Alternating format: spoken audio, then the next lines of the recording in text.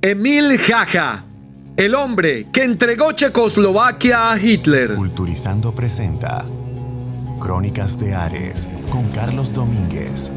Mientras la Alemania nazi planificaba una expansión entre comillas necesaria para su desarrollo y crecimiento, un vetusto personaje trató de impedir que Checoslovaquia cayera en manos del Tercer Reich. Imposibilitado de hacerlo por cualquier medio, la pasividad del presidente checo Emil Hácha ante las amenazas de invasión de Adolfo Hitler lo han colocado en la historia como un cobarde colaboracionista que entregó el territorio de su país al dominio invasor de los teutones. Sin embargo, hay quienes prefieren verlo como el hombre que impidió un derramamiento de sangre y una destrucción inminente de la antigua Bohemia y Moravia. Les contamos la historia de Emil Hácha. La ocupación alemana del 15 de marzo de 1939 en Checoslovaquia no fue un hecho, consideremos, aislado. Detrás de aquel suceso había justificaciones ideológicas, tratados jurídicos, declaraciones no cumplidas. En aquel momento Francia y Reino Unido, sin haberse dado cuenta y buscando evitar una guerra otra vez en Europa como la Primera Guerra Mundial, permitieron a Adolfo Hitler cumplir con su política exterior de recuperar el espacio vital alemán. Bajo la idea de una desproporción entre población y territorio, Hitler en su Mein Kampf o su doctrina, escrita por él, Mi lucha, anunciaba lo siguiente: los alemanes tienen el derecho moral de adquirir territorios ajenos gracias a los cuales se espera atender al crecimiento de la población. Era el Lebensraum, la palabra con la que se definía dicha aspiración. Entre 1936 y 1939, antes justo de la Segunda Guerra Mundial, el Führer Adolfo Hitler puso en marcha su aparato militar y económico para conseguir justamente ese espacio vital. Su primer objetivo fue Austria, luego Checoslovaquia y finalmente Polonia. Durante aproximadamente 20 años, Checoslovaquia se mostró ante los ojos del mundo y sobre todo de Europa como una república que era modelo, era estable, era democrática. Sin embargo, en esa fachada se ocultaba una profunda división étnica. Los checos y sobre todo eslovacos eran mayoría. Por detrás de ellos había un 22% de germanos, quienes estaban concentrados en una zona llamada los Sudetes, que era frontera con Silesia y la Sajonia de Alemania. Y el resto estaba disperso entre húngaros, polacos y otras razas. Desde el año 1919, con la firma del Tratado de Versalles, que daba la distribución de Europa y el mundo luego de la Primera Guerra Mundial, esos pueblos germanos, los Sudetes, habían quedado escindidos de Alemania, formaban parte en este caso de Checoslovaquia.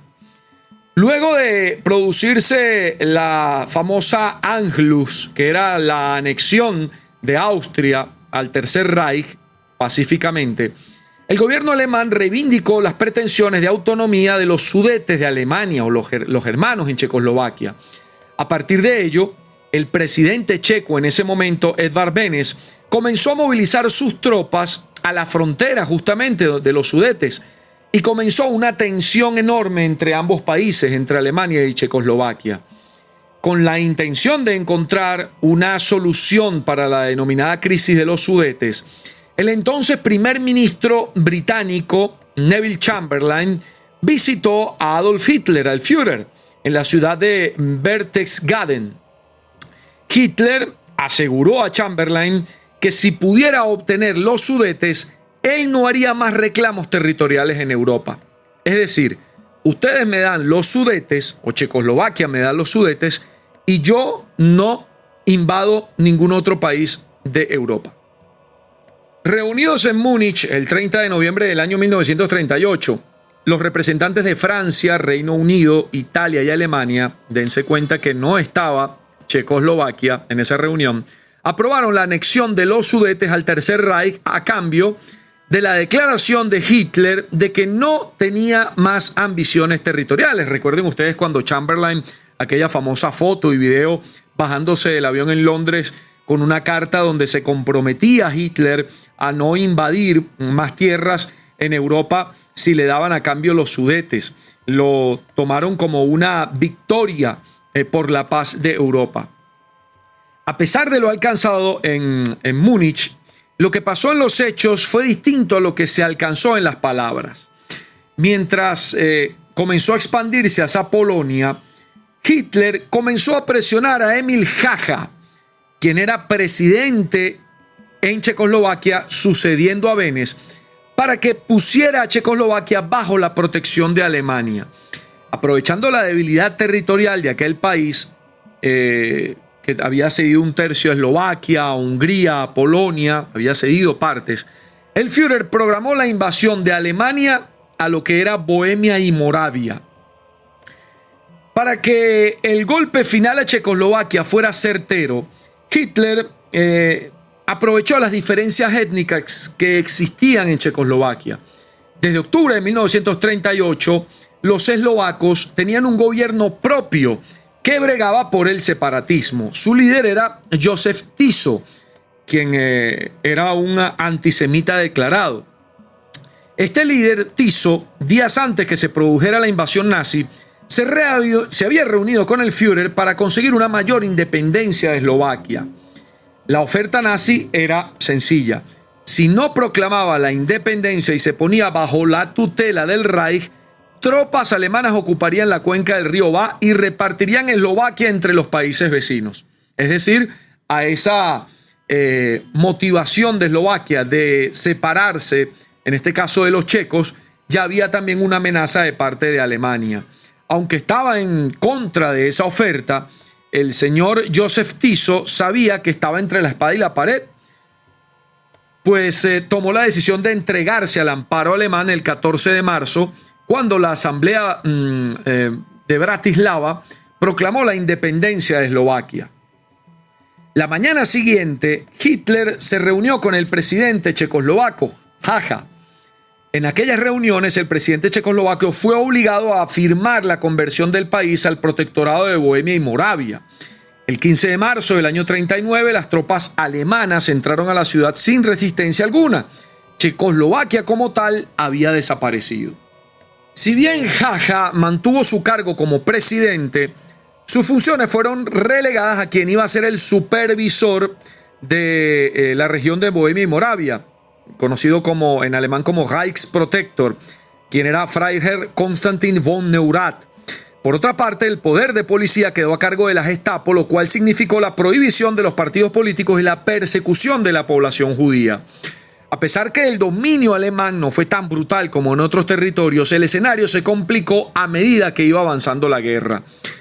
Emil Hácha se convirtió en uno de los personajes más polémicos y trágicos en la historia de Checoslovaquia. Siempre ha surgido la pregunta, ¿es un traidor o un patriota? Sin embargo, mirando hacia atrás, es difícil asegurar que era las dos cosas o no era ninguna de las dos cosas. Para poder analizar esta situación, hay que partir mucho de atrás, de algo que ya hemos ido contando. Desde los acuerdos de Múnich de septiembre de 1938, cuando ya lo decíamos, Alemania, Francia, Reino Unido e Italia decidieron arbitrariamente mutilar las fronteras occidentales de Checoslovaquia, el presidente Edvard Beneš de Checoslovaquia no había sido invitado, lo que fue un error garrafal justamente para Londres y París, que en consecuencia legitimaron la política de apaciguamiento de Hitler, dejando el camino libre justamente a los alemanes. Incluso hasta el punto de que unos meses después, en marzo del año 39, a pesar de esos tratados por los que se había obtenido el territorio de los Sudetes, a cambio de que Alemania no invadía en ningún otro lugar de Europa, Hitler, en marzo del 39, invadió toda Checoslovaquia. La transferencia de los territorios en la frontera con la Alemania nazi, los Sudetes, condujo al paso de la Primera a la Segunda República de Checoslovaquia el 1 de octubre de 1938. Esto fue considerado intolerable para Edvard Beneš, presidente de Checoslovaquia, quien justamente renunció y se exilió en Londres, desde donde comenzó a dirigir un gobierno en el exilio de Checoslovaquia. El 30 de noviembre del año 38, este señor Edvard Beneš fue sucedido por un católico conservador, abogado también, quien era viudo desde febrero de ese año, de 1938, Emil Jaja, se llamaba él. Se graduó como abogado en Derecho a finales del siglo XIX en la Universidad Carlos IV, donde más tarde también fue profesor asociado. Fue abogado, juez del Tribunal Supremo Administrativo y en la Viena de la posguerra y por tanto juez en el órgano similar que tenía Checoslovaquia. Fue Tomás Masaryk, primer presidente de la República Checoslovaquia, quien lo nombró en el año de 1925, este señor, a Emil Jaja, como presidente del Tribunal Supremo Administrativo. Era especializado en Derecho Internacional, experto legal, traductor del inglés al checo, católico. Jaja estaba sinceramente convencido de la independencia del territorio checoslovaco de la Alemania nazi después de los acuerdos de Múnich. Es decir, una vez que llega Chamberlain a Londres con el compromiso alemán de no invadir más Europa si le daban los Sudetes, Emil Jaja se oponía justamente a entregar esos Sudetes al dominio alemán.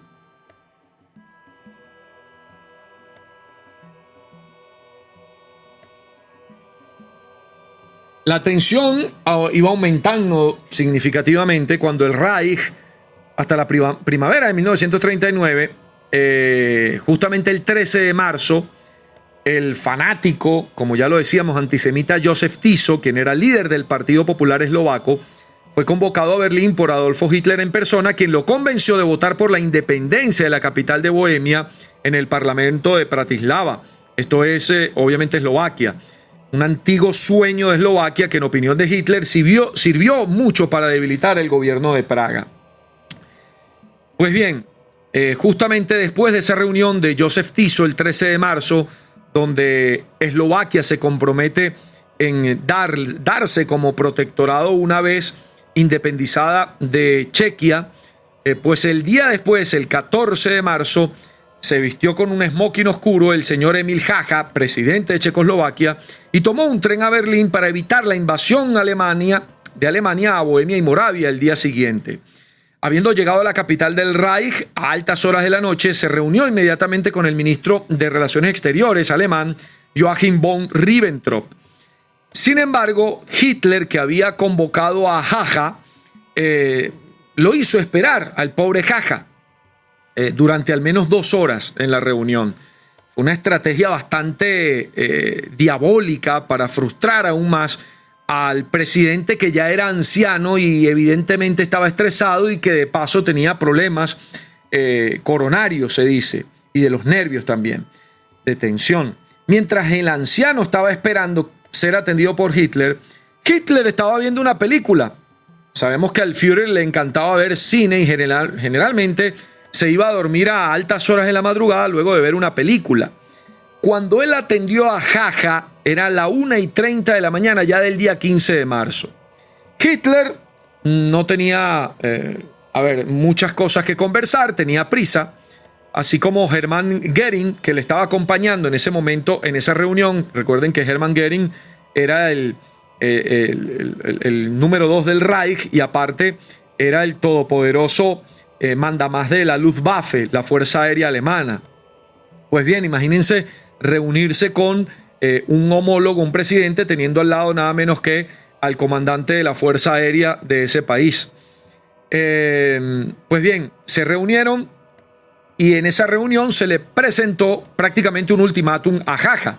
La invasión alemana se iba a realizar en cualquier caso. Es decir, Jaja no podía decidir si podía cooperar o no. Prácticamente era un hecho lo que le dice Hitler. En caso de que hubiera una falta de cooperación de parte de Emil Jaja y el gobierno de Checoslovaquia, la Fuerza Aérea Alemana, la Luftwaffe, inmediatamente iba a destruir Praga 3 horas después de que se negara al acuerdo, en caso de que se negara Emil Jaja a lo que le proponía Adolfo Hitler. Pues bien, tras escuchar esta terrible intimidación del jefe de la Luftwaffe, de Hermann Göring, Jaja sufrió un infarto. Imagínense ese señor ahí reunido con esos dos, teniendo en sus manos el destino de su país ante la amenaza de una invasión. Pues le dio un semi-infarto tanto así que el médico personal de Adolfo Hitler tuvo que ponerle una inyección para que recobrase el sentido. Impotente, sin poder hacer nada, Jaja accedió a colaborar con el Tercer Reich. Por eso no hubo un ataque aéreo, sino la Wehrmacht, en este caso las Fuerzas Armadas alemanas, entraron en la capital Checoslovaquia a primera hora de la mañana del día 15 de marzo. Francia y Gran Bretaña no reconocieron la invasión de Bohemia y Moravia por parte de los nazis, pero tampoco se opusieron del lado de Edvard Beneš, recuerden, quien era el presidente checoslovaco en el exilio. Esto no importaba ahora, Alemania ya no podía ser detenida y menos de 6 meses después de esta invasión, la guerra volvería al viejo continente. La Segunda República Checoslovaca de este modo estaba muerta. A partir del 15 de marzo, Jaja pasó a convertirse formalmente en el presidente de Estado del Protectorado de Bohemia y Moravia, así comenzó a llamarse Checoslovaquia bajo el dominio nazi. Pero a todos los efectos, Jaja fue un colaborador directo o indirecto de la red nazi. Por lo que he hecho, la nación me llamará traidor, pero ¿qué otro camino podría haber elegido? Si no lo hubiera hecho, nos hubieran matado a todos, confesó en algún momento el atribulado, el señor bastante mayor Emil Jaja, a sus familiares. Aunque despreciaba a la Gestapo, las relaciones con Konstantin von Neurath, quien era el gobernador de las tierras ocupadas en 1939 y 1941, esas relaciones entre Jaja y Konstantin von Neurath eran de conveniencia forzada, mas no eran malas. Jaja intentó en algún momento denunciar la labor de germanización total del suelo checo por parte de este señor, de Konstantin von Neurath, quien había sido embajador alemán en Londres. Además, Jaja solicitó la liberación de algunos prisioneros y estudiantes que acabaron en campos de concentración. Sin embargo, las cosas cambiaron el 27 de septiembre del año 1941 con la llegada de Reinhard Heydrich para reemplazar a von Neurath como protector de Moravia y Bohemia. Este señor von Neurath había sido acusado de no ser suficientemente duro con la resistencia checa y Heydrich, recién llegado, impuso un clima de terror en el protectorado, donde era muy temido además. Jaja se vio indefenso y amenazó con dimitir, pero no lo hizo. La llegada de este señor Heydrich, arquitecto de la solución final a Praga, trastocó a toda la región, que de acuerdo con el conocido resentimiento nazi hacia los inferiores checos, se convirtió, gracias a su transformación industrial, en la fábrica del Gran Reich, todo lo que era Checoslovaquia, así como uno de los lugares favoritos de los nazis para expulsar a judíos y a otros indeseables según el régimen nazi. El 4 de diciembre del año 1941, Jaja pronunció un discurso radial ante el pueblo checo en el que denunció a Edvard Beneš, recuerden, el presidente en el exilio, que fue percibido por muchos como una gran traición de parte de Jaja a sus conciudadanos checos. Tras el ataque y la muerte de Reinhard Heydrich, Alemania supo que había perdido una de sus mejores piezas en el tablero de ajedrez de ese nuevo Lebensraum, de esa nueva expansión territorial. Para congraciarse con los nazis tras la muerte, el asesinato de Heydrich, a finales de mayo del año 42, Jaja optó por atacar nuevamente a Beneš por radio, describiéndolo como un enemigo número 1 del país y responsable del malestar de todos los checos. Si el expresidente no se hubiera ido al extranjero, dijo Jaja, nuestra patria sería el lugar más bendecido y pacífico de Europa. Jaja intentó complacer pasivamente a los nazis, que mientras tanto habían pulverizado todo lo que fue el pueblo de Lidice y exterminado a sus habitantes después de la muerte de Heydrich. Recuerden que en venganza de Heydrich, en este caso los nazis arrasaron con un pueblo sin saber quién era el asesino, pues decidieron matar a todo el mundo. Si ya Jaja era impopular cuando fue elegido presidente de la República en noviembre de 1938, tras la guerra los partisanos checoslovacos y muchos ciudadanos vieron a Jaja como un siniestro colaborador de los nazis. Jaja sobrevivió al final de la guerra en Europa el 8 de mayo de 1945, pero 5 días después las tropas soviéticas ocuparon la ahora exgobernación y el jurista, el señor Jaja, fue prisionero. Tenía el número 3844. Acabó en la prisión hospital de Pankrak, donde fue internado y ahí falleció el 27 de junio de 1945. El funeral tuvo lugar 3 días después y sus restos fueron enterrados en Vinohrady, así se llama esa ciudad. Algunos afirmaron que fue un asesinato, pero la salud de Jaja realmente había sido precaria en los últimos años. ¿Cuál es la evaluación que la historia le ha dado a Jaja? Fue un hombre reacio y débil para el papel que se le confió. Sin embargo, pudo renunciar justamente a ese papel. Es recordado por haber sido una figura melancólica obligada a tomar decisiones difíciles y antipopulares. Sin duda tenía un gran peso sobre sus hombros, pero no era el único en Europa, en esa Europa de esa época, que tenía que decidir entre evitar derramamientos de sangre e invasión de los nazis. Atormentado, atropellado, aún no se sabe si es un traidor o un patriota para los checoslovacos. En realidad, parece que no fue ninguno de los dos. En su momento se vio involucrado en algo más grande que él mismo podía dominar y además demostró ser capaz de hacer frente a circunstancias objetivamente complejas. Es la historia de Emil Jaja, el hombre que entregó Checoslovaquia a los nazis. Soy Carlos Domínguez, esto es Crónicas de Ares. Culturizando presentó Crónicas de Ares con Carlos Domínguez, una producción de culturizando.com.